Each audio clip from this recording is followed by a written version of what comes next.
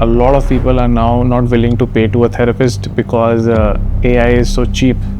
For some people, they are being consumed by AI for everything now. That honeymoon phase is getting over where people... We consciously need a boundary to AI. So now AI makes a mistake and that the impact will come directly to the patient. Who is at fault? Our autonomy, our sense of judgment is being taken away. Extensive and consistent use of AI has its own challenges. Treat this as ice right now because we are yet to see the fire.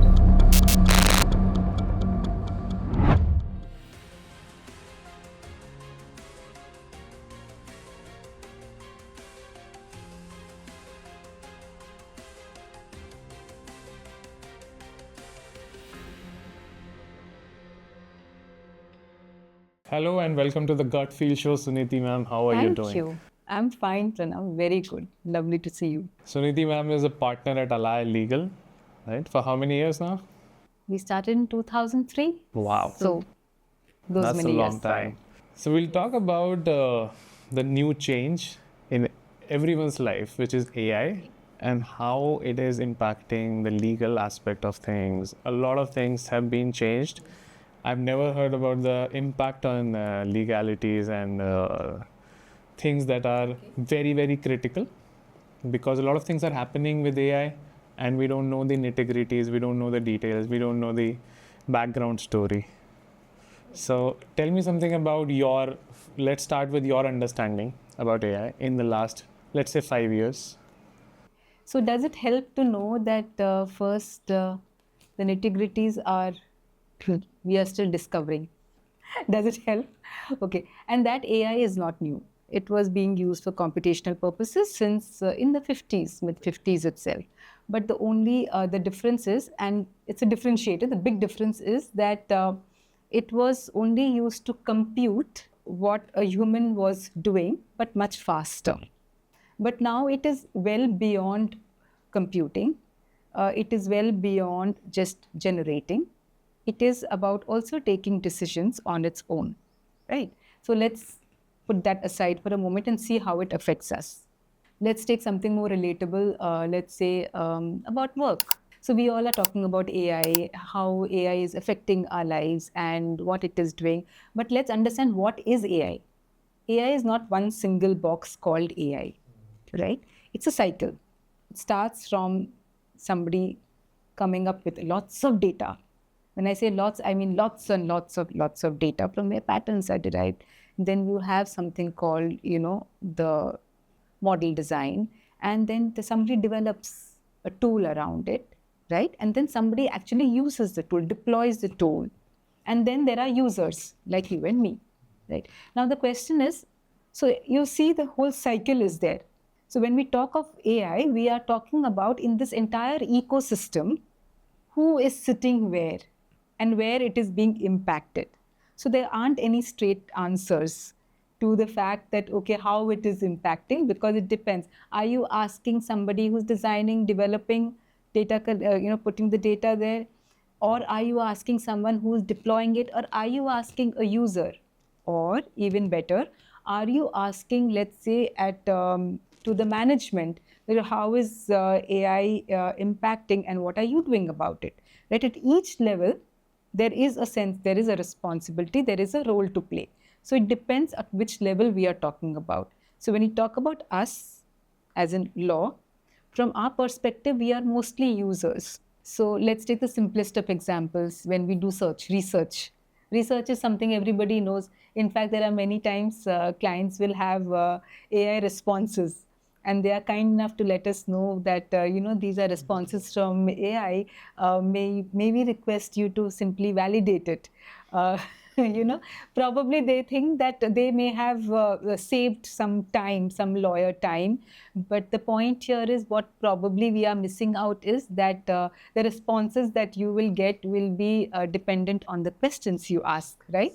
So that needs a lot of experience and training to ask. So if you ask an AI, is it a donkey or a horse? Probably it is going to answer that, something related to that. But if you ask a query which is focused, pointed, and relevant, and then you will get answers, and then you will be able to discern. And But if the questions are right, it can answer well. Have you seen it like that? yes, it is very effective. It does answer, but then it doesn't stop there. It is multi-layered. So you have to keep going on and on. But then the point here is it has to be, it is only a tool. It cannot substitute your judgment. So to give you an example, context, right? The AI tool will give you the same, if you have the same questions, we will probably get the same answers, right? But your context and my context would not be the same. So context matters. And when we are talking about whether it is law, whether it is anything else, context matters. So as we, I think, progress in the conversation, we will probably delve deeper into how the context is mattering and how it actually impacts. Yeah. If the loan gets rejected, मैंने loan apply किया, I don't know why, मुझे नहीं figure out हो पा रहा क्यों reject हुआ. Now the AI rejects it. So who is at fault here? Right from the beginning to the end, one can say that is one way of looking, because we just talked about how there is an ecosystem and you have somebody who is, data design, the developer, the deployer, and finally the user, the bank, right? So common sense might dictate that, well, everybody along the line is responsible. But are they? So the issue is, who is the right person who is responsible? Nothing wrong with having used the AI tool. But then if there are inherent biases, whose fault is it? Probably the user, that is the bank, may not even know about the inherent biases. Did they have a duty to understand what the algorithms were and what was it based on? The answer is yes. You don't need an AI law to tell you that, right? Because the duty to be able to see what you are deploying exists with you. Yes, there is a duty with the developer also, but let's just focus about your question as to who is responsible, right? So when the bank is deploying a tool, it would be their obligation to be able to know that, or to be able to ask the right questions. Okay, what is the basis of having arrived at a decision?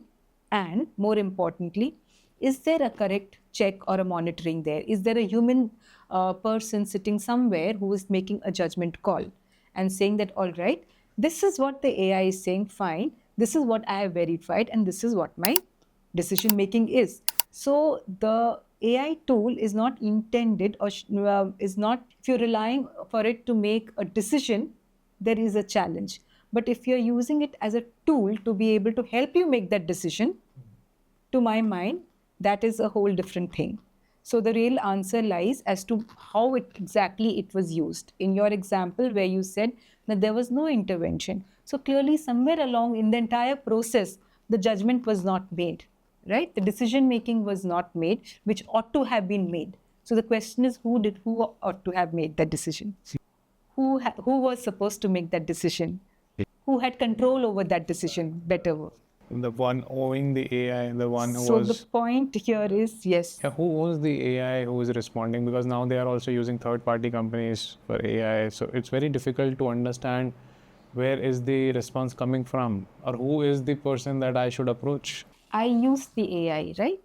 So I have control over what I am using it for and how I am using it for, how I am deploying it, right? That to that extent, it is in my control. What is not in my control is the data, the design. That is not in my control. When I say I'm talking about the deployer here. But the deployer, certainly can we say that the deployer had no obligation to ask the right questions? Very tough to say that. So I don't need an AI law for that.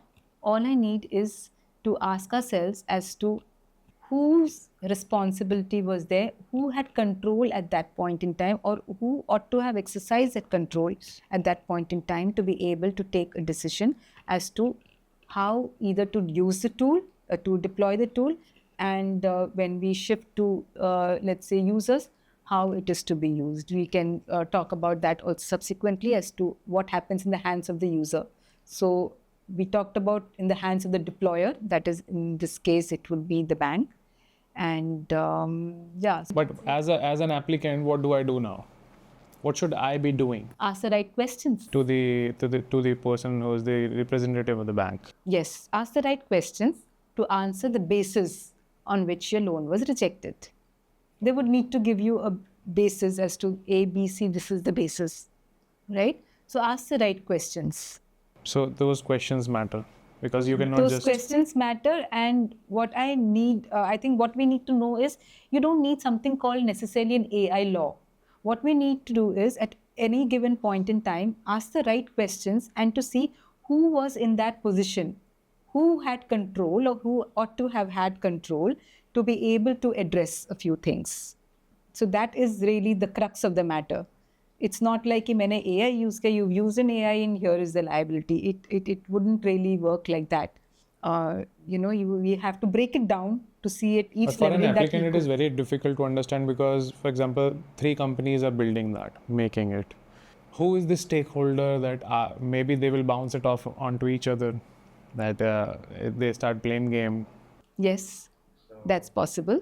But as far as we are concerned, that is the applicant is concerned, the applicant has a relationship with only the bank, irrespective of what the developer has done or not done, right? So it is the bank where the buck stops.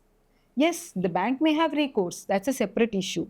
But vis-a-vis the user, we need to break it down as to who was supposed to decide on my application, who had control over it. Certainly not the developer sitting somewhere who has developed a tool.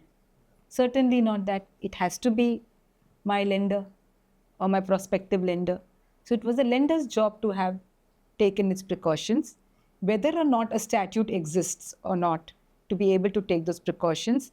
There is a governance framework. When you have a governance framework, there you are required to exercise diligence with respect to your governance framework. So it really flows back, to my mind, it would flow back to your lender and thereafter flow.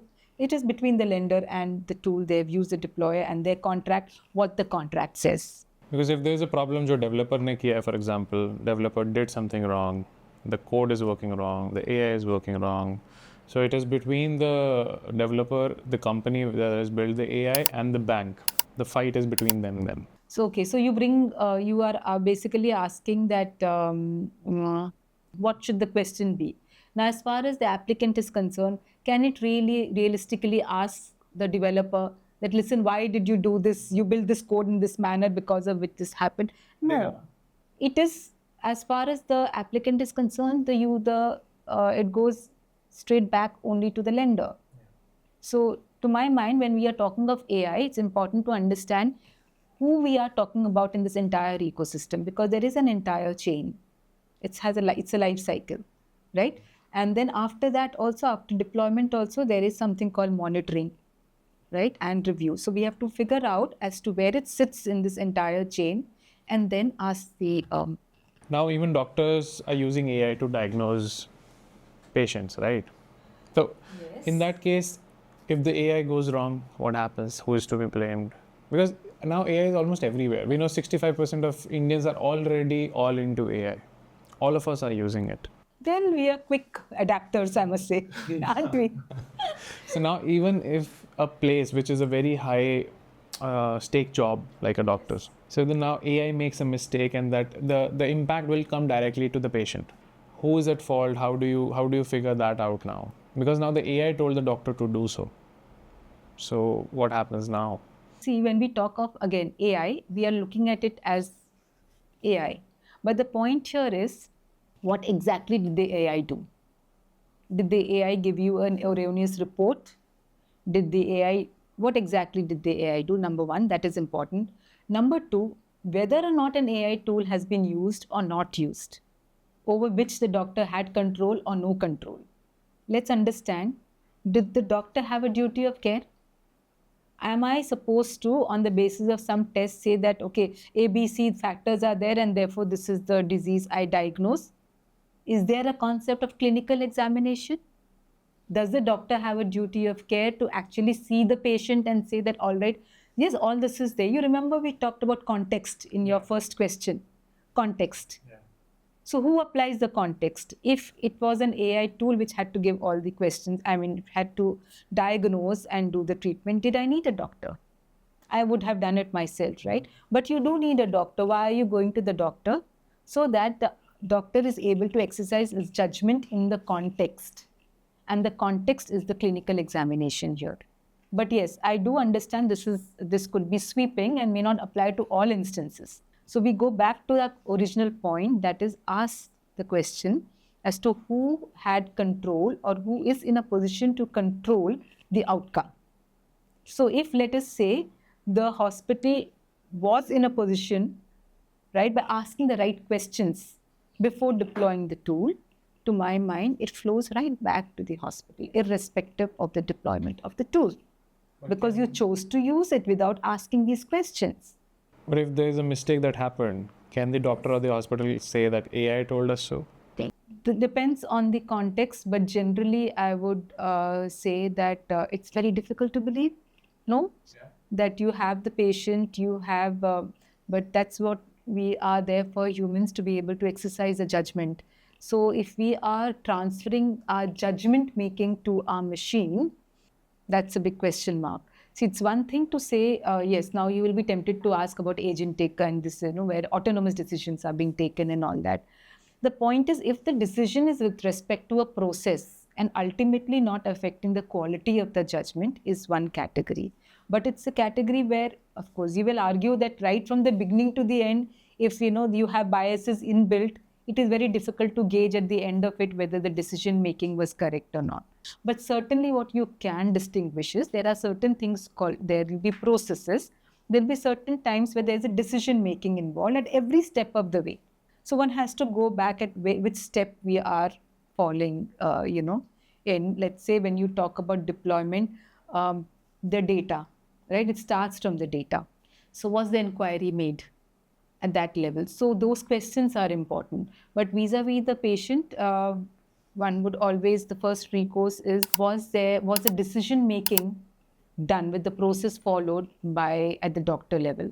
See, whether the decision, a judgment error was made or not is a whole different question. We are not going down that route, because it is my obligation to make a considered judgment. So whether that judgment was wrong or right or negligent is a separate issue, but not, and it may or may not necessarily be connected with the tool that you have used. But should you have relied only on the tool to take a decision which you as a doctor were supposed to my mind, I don't need an AI law to say that there is an element of responsibility which should have been discharged. There is a duty of care which should have been addressed. This brings to me to a question, since my father is also a doctor. People with a lot of experience, let's say 30 years plus experience as a doctor, they will use AI mostly as a helping hand. I'm worried about the young doctors who are just getting started. They might get overwhelmed with the plethora of experience that now AI is trying to superimpose on them. So is it dangerous? Is it sort of dangerous in the sense of, are we relying too much on AI at times? Do you think there should be a boundary to that? Because some careers, for example, social media dependency on AI is not directly very harmful. As a doctor, too much dependency on AI can be very harmful. Because if I tell my father about AI, he will completely reject it on the first go. He will work on his own intuition and experience of 35 years. Based on that, he will take the decision. I'm talking about a doctor who has only 2 years of experience, for example, just out of his college. Do you have any suggestion for them? Because it might backfire, because now AI can be overwhelming. It will give you experience from lifetime of data. See, you have raised a very, very important question, and it is actually very deep because, again, it involves levels. We've already talked about it. So now let's just talk about the next part. What happens? Let's talk about the doctor in hospital environment. That's easy to relate. Now, we are all knowing, right? We are all using AI, whether knowingly or unknowingly, and whether it is for our work or for personal. Let me put it this way, it is integrated in our lives, right? In most of our lives, it is integrated. And mind you, not just urban, even rural. It is pretty much there. In fact, a doctor once told me that, he showed me some WhatsApp messages. He said that, my patient, he said that, doctor, I feel bad to message you every time. So I have been asking the AI, he has named his AI boss. So I said, I asked the boss, and boss has given me this answer. I please want my higher boss to tell me what to do. Okay. So, and the doctor told me that, listen, most of the time it was pretty much bang on. Yes. So, but of course, whenever he asks me a question or something, I do respond to it. So now, coming back to your question, the point is, yes, it is dangerous for somebody to, and doctor more so, to be able to simply rely on AI tool. But let's get back to the example as to what is the impact and who has control. Let's just dig a little deeper. We all know the foreseeable issue of using AI extensively and consistently using it extensively, what really happens, right? What happens to our cognitive learning? I think we all know it is not something which is unforeseeable or unimaginable. We know that, right? And doctors certainly would know it or should know it, right? Because so now the question is twofold here. First is the immediate impact of reliance on a tool without adequate study and without a backup. That certainly points to a process. Okay, that is a systemic issue that would go to the institution, to my mind, because it is a system issue. Now, upon the doctor itself relying on it, that also, to my mind, largely, while I'm not saying the doctor itself is himself or herself is not responsible, but a lot depends on actually the guidance also as to what are the protocols where you can use, where you can't, and where your personal judgment has to be exercised. To my mind, those protocols would already be there. If they are not, I'm sure the hospitals are trying to put them together. And one more important thing is actually, which we are talking about it, but I'm sure we are probably doing much about it also, but I do not know if that is enough. That is the impact. So what are we doing to offset this impact? That is an impact which is, I'm affected, you are affected, everybody is affected, and the doctor is no different. The doctor is also affected because of the use of AI, not necessarily in his practice, in his profession, what it is really doing, and plus in addition to his profession also. So what are we doing to address that? We can't do away with AI. I think we just need to understand that part. AI is important and an It's a part of important life tool. already. It's a part of life. It's an important part of life. It's a useful tool. But then continuous use of the tool, what is it doing to us, to our cognitive learning, and what are we doing to offset that? Because like what we're talking and what we already know is AI is like fire. You can also cook food and you can also get burnt. It's very useful, but it can be very dangerous if not used properly. So there has to be caution around it. That's true, caution around it. And this is exactly true. That is one thing. The other thing is, what are we doing on a continuous basis to ensure that our cognitive learning is not. That is something very, very subjective. For example, you are talking it from a very, from a standpoint which is a very highly aware standpoint. A lot of people are using AI for therapy now, and they're getting further lonely and suicidal while they think that AI is my best friend right now, because AI talks with a lot of biases. AI wants to please you. For example, I had the CEO of the Amaha mental health company in India. He said a lot of people are now not willing to pay to a therapist because AI is so cheap, and it is making them feel better, and it is anytime anywhere kind of support. So to have that awareness that okay, what I'm using can be harmful is somewhere, maybe I don't know how do we even lead to that kind of awareness. It is like telling someone to not do substance abuse while they know that this is very good for me, because in their mind they feel this is the best thing for me. Okay, let me relate it with an example. Okay, you've heard of places where there are actually licensed treatments for drugs, right? So because the thought there is that, well, this is a safe environment, and therefore, if you must, let's do it with precautions, right? So I am not comparing AI to anything here. What I am saying here is that the responsibility is across.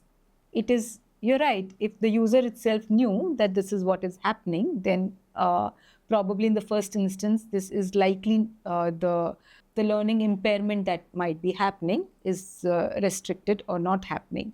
But here I'm pointing to what I think is it is also at an organizational level to be taken care of. It is not about just the individual. It is at the society level, at community level. It is at every level that this must be addressed. Because without that, it is very tough to say, to you to rely everything upon how the tool must be used. Because let's say I am a person, I am using the tool absolutely the way it is meant to be used as a tool, right? With lack of dependency. With using it only to, let's say, if I have 5 hours of work, I'm able to finish it in, let's say, an hour, right? But does that really mean that now I'm able to perform 5 into whatever times?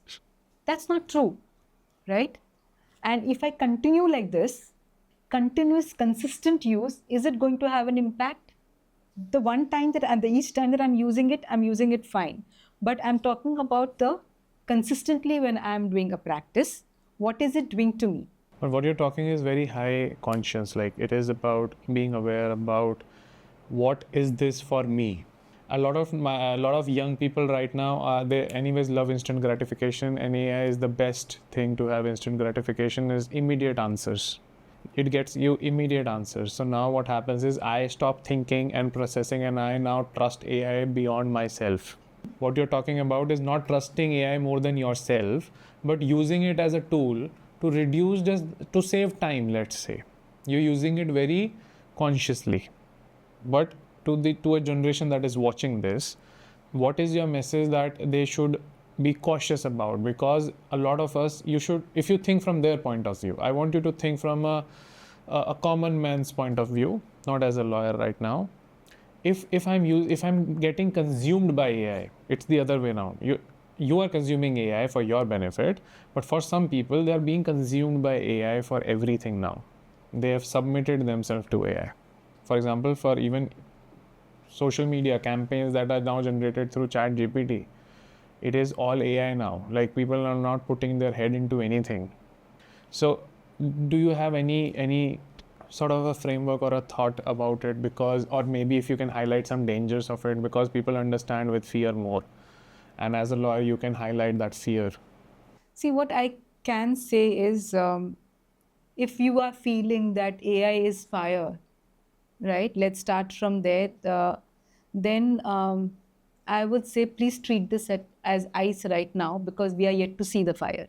Because AI, what we are seeing right now, is only the tip. I think we will all Gathering agree, data. right? And the development is not linear. That you will agree more as an engineer and computer scientist than I will.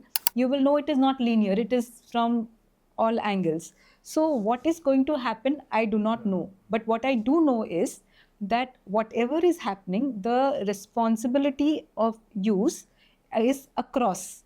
Individual is at one level. It is also at an organizational level. So let us say about any organization which deploys tools.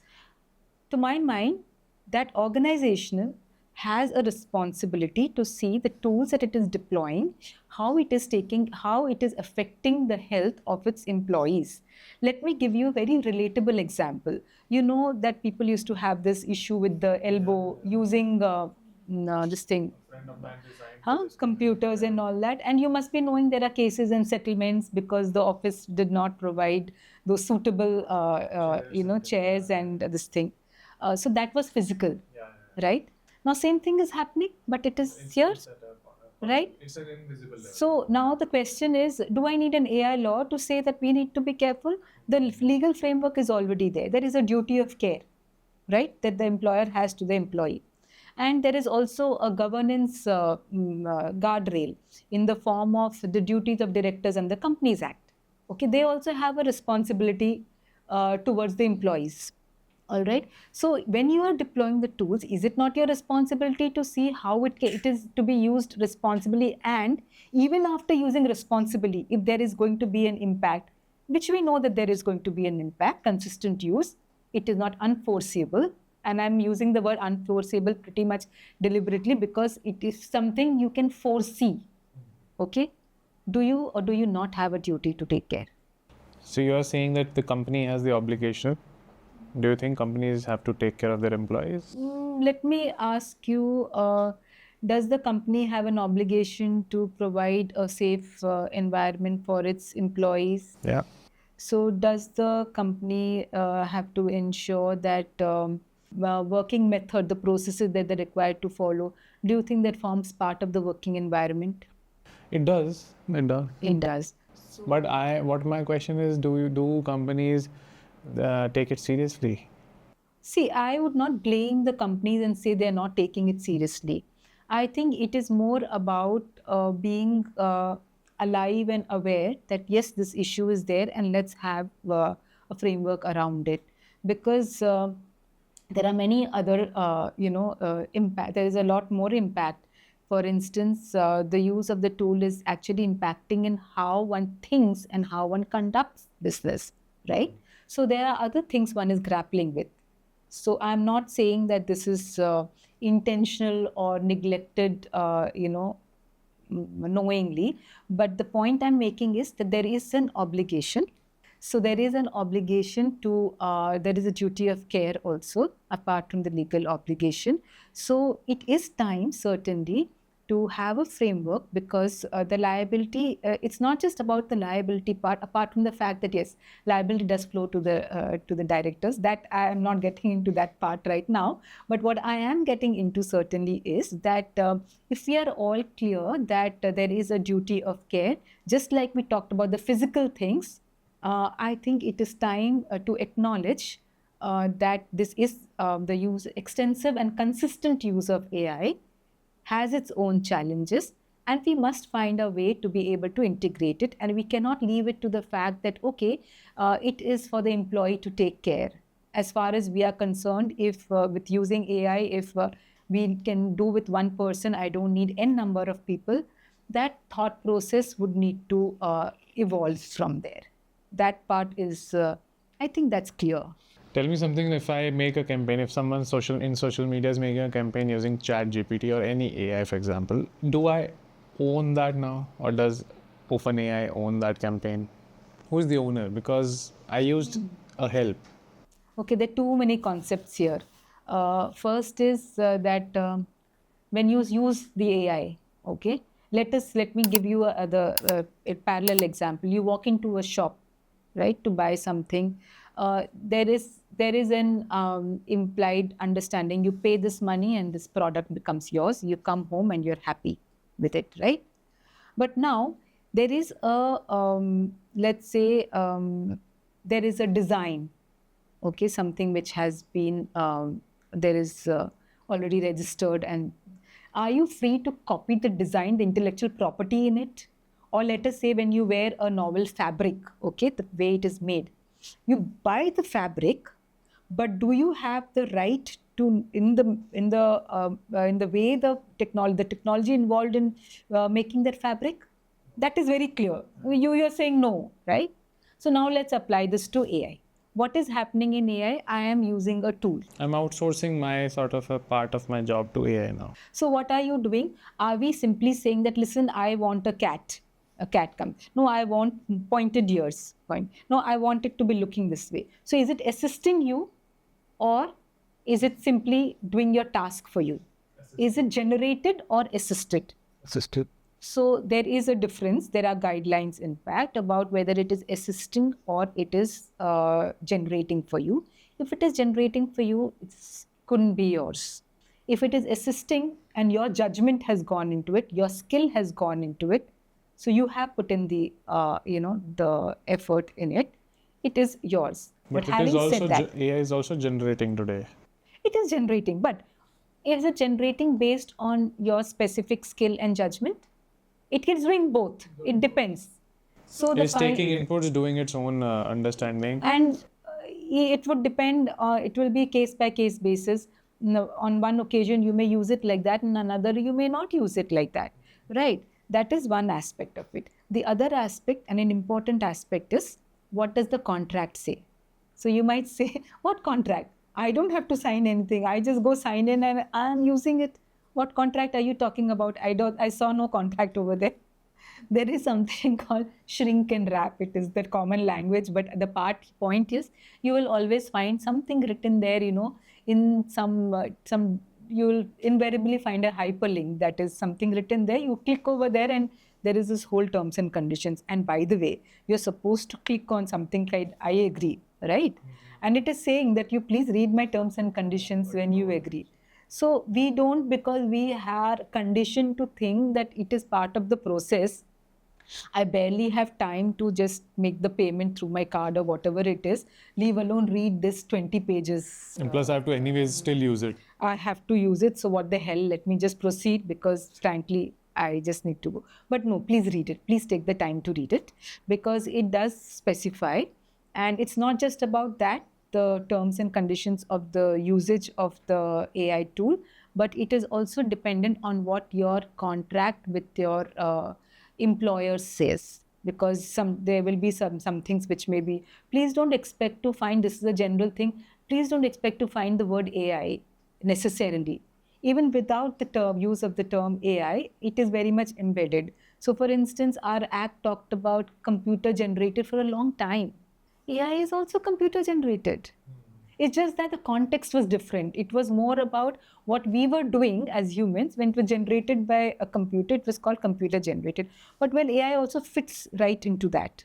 So the point I think I am making over and over and over again is that the framework is existing. We just need to look and identify where and see it in, break it down into parts and see at each level who exercises control and who is responsible. So then the answer becomes clearer. So when I'm generating something, I am exercising my judgment. I have control over how it can be done. That is the law part. And you need to, of course, look into the contract because you signed up for it. So it's unnecessary, almost you're trying to say that it's unnecessary overwhelm of AI, but it fits into an existing framework. Of course. Which was always there. Okay, let me ask you a question that, do we know the universe? Are we overwhelmed by it? That, oh, I'm a tiny speck sitting here. I have no clue what is going to happen. Am I doing that? Why am I not doing that? It's there, it's true, right? It's more true than anything else. We are a tiny speck, if at all, and we don't matter. None of us matter, really. The thought comes, overwhelms you for a bit, and then it's gone. If it comes at all. So, why is this AI bothering us? Probably because we are feeling that our autonomy, our sense of judgment is being taken away, right? Maybe that's the fear. So then if that is it, let's just focus on that and see how collectively and individually we can work on that. Tell me about this condition also now. Now, airlines, for example, the price fluctuation that we see is all AI controlled now.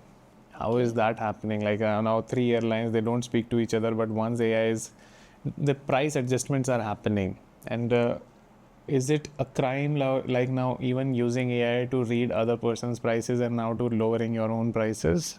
If businesses are doing that using AI? So while there is a whole paper on this by our regulatory authority, that is the Competition Commission of India, but without getting into the details of it, let's understand it this way. The law is simple, right?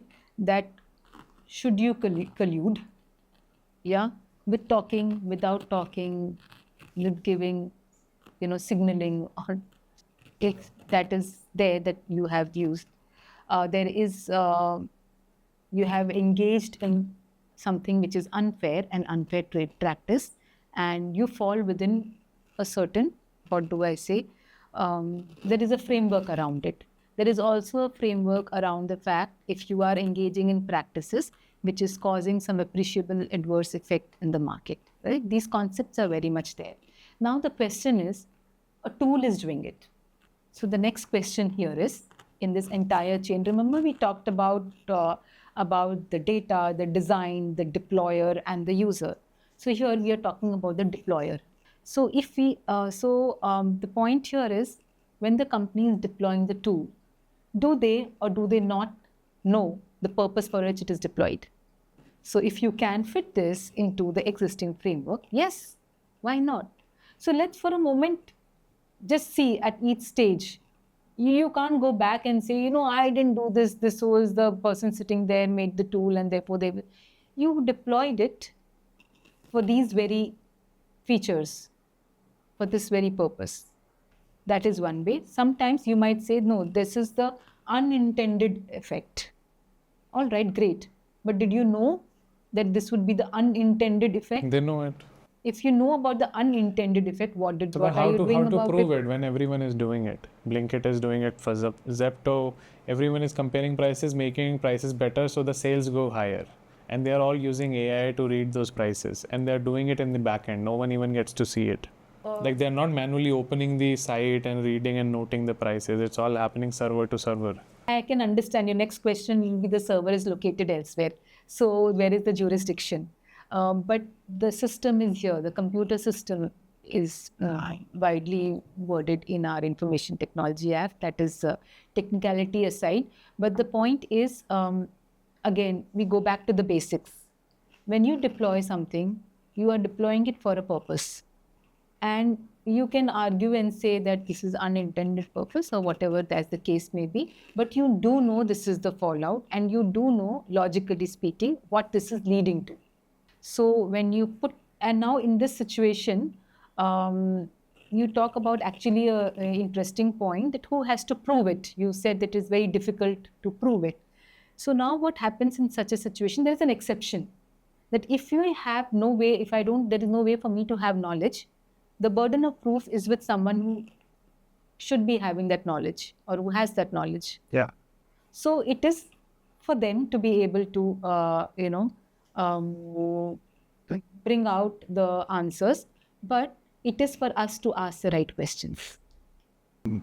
But it is visible that this is happening and you are aware about it. Like even all companies are doing it. AI is being used to improve businesses, sales, and because better pricing in India means better sales, is how this is happening. The market decides the course of action that companies take. Beyond this, for example, deepfake is happening with AI. Now, someone can create exactly the same person saying the wrong things. Supposedly, it goes viral. What can someone do about it? About deepfakes, how do you process it? What is the next step? How do I complain? What is the next step? First, of course, there is an obligation to be identifying, things which are synthetically generated. But let us, apart from that, let us again see another angle. But by now, this has gone viral. Everyone has seen it, and everyone is not there to understand if it is deepfake or this. Now they have a perception of you saying something wrong, and the damage is done. And to add to that, if you were to agitate it, then the damage continues, because you're only by talking about it, that how I have been damaged, you are probably furthering it as opposed to curbing it. It's a genuine issue. But let me just say that this is not unique with the use of AI per se. This is unique with the subject matter that we are dealing. Okay, let us say if we are, let me use the word defamation. Please don't take it in the strict legal sense here, because there are elements to defamation. But let us say how it is understood. Let's say defamation. With or without AI, this was existing, right? So we have to apply the same principles. Now, along the entire chain, yes, the folks who are in the middle, which are called the intermediaries, they also have an obligation. They also have a checklist that this is what they should allow, this is what they should not allow. So as an individual, the recourse would be against that platform.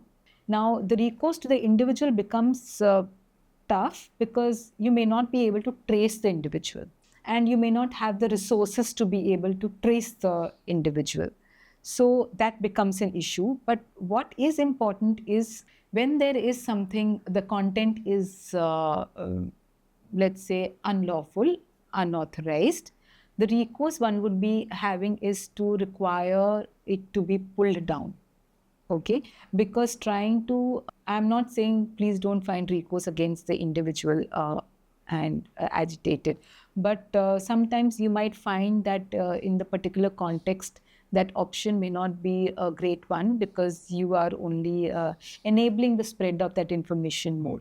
So that is one recourse available to you, that is be asking it to be pulled down. It is not that easy in the sense, when I say easy, it is not an automatic process.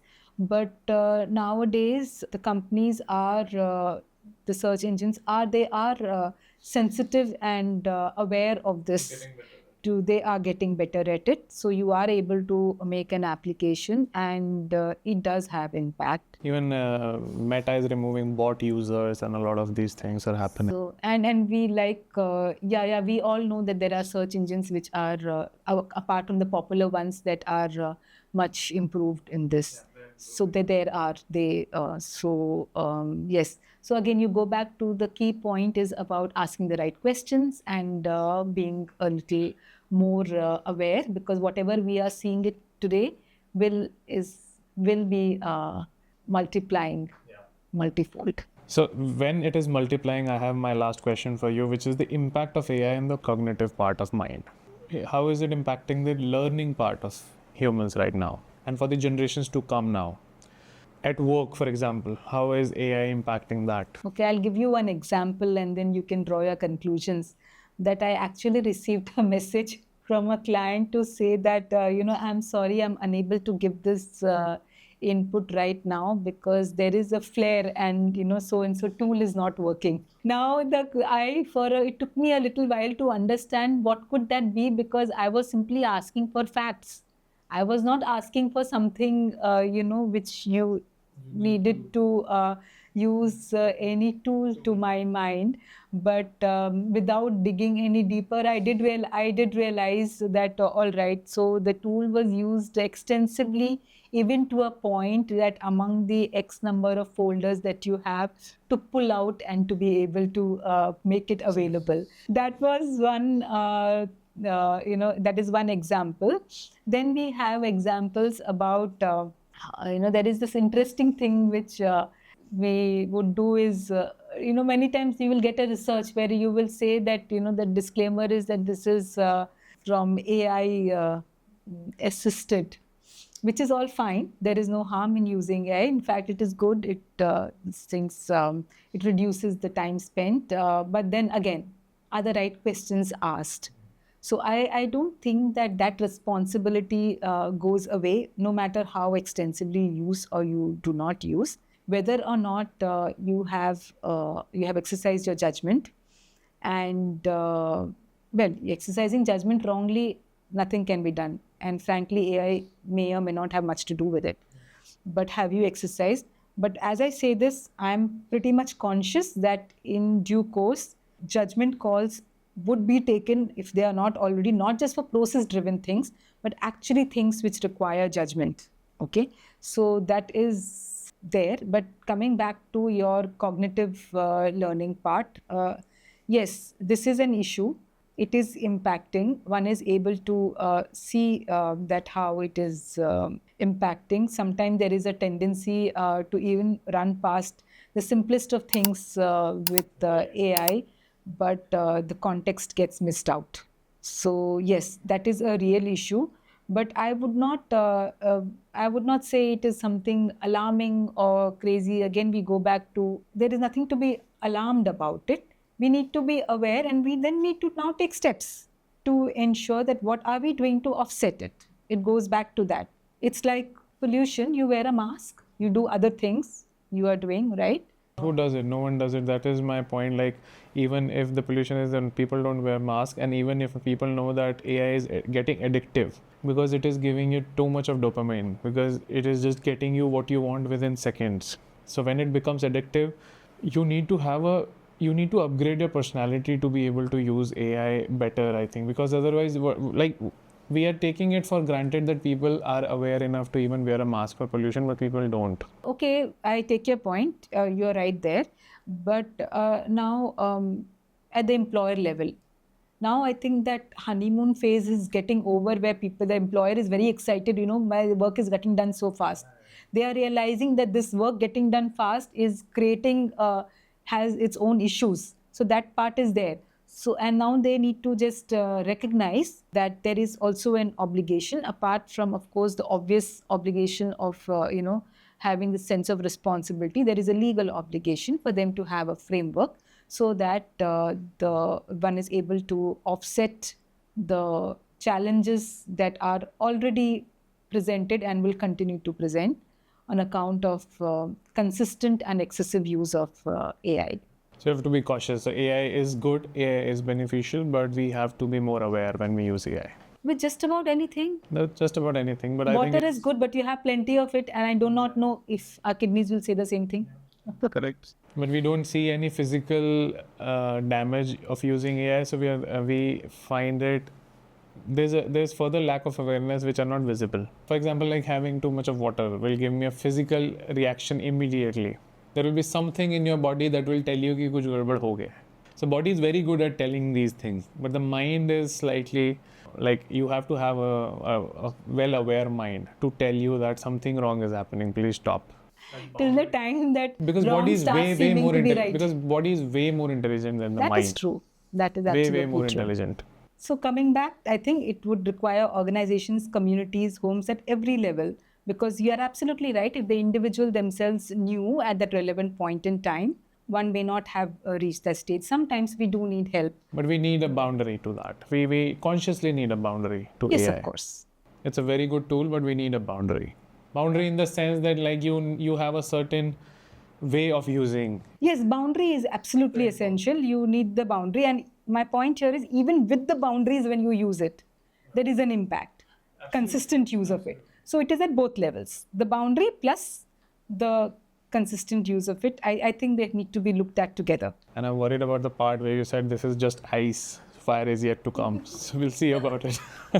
Thank you. Thank you for all the information. And I think this is good awareness about the impact of AI in the last 5 to 7 Prranav. years. Thank you so much for taking up this relevant topic. You're most welcome. Thank you, ma'am. Thank you.